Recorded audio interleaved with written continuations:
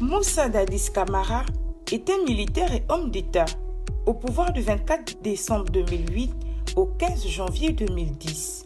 Condamné le 31 juillet 2024 à 20 ans de prison pour crimes contre l'humanité dans le massacre du 28 septembre en Guinée par la Cour pénale internationale. Rappelons que Moussa Dadis Camara entre en politique à la mort du président Lassana Conté.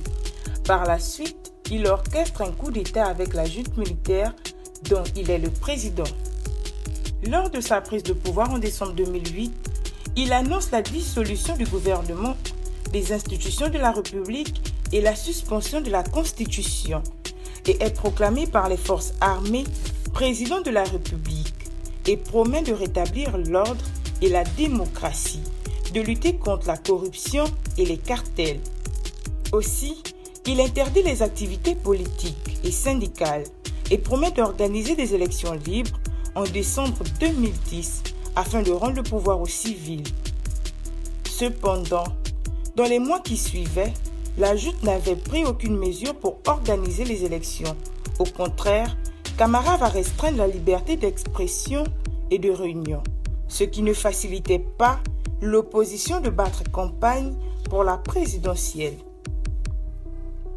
C'est alors que le 19 septembre, le Forum des forces vivantes guinéennes a décidé de l'organisation d'une manifestation principale en 2009, destinée par les organisateurs à montrer le large soutien du public à l'opposition et à convaincre Camara de renoncer à son intention de se présenter à la présidentielle.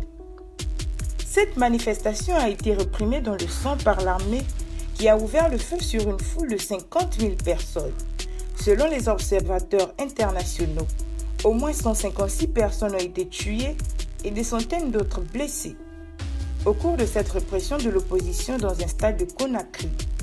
Le massacre des civils non armés a été condamné par la communauté internationale qui a imposé des sanctions aux autorités guinéennes et a appelé à punir les auteurs et le capitaine Camara a renoncé à ses aspirations présidentielles. Une enquête internationale a été lancée.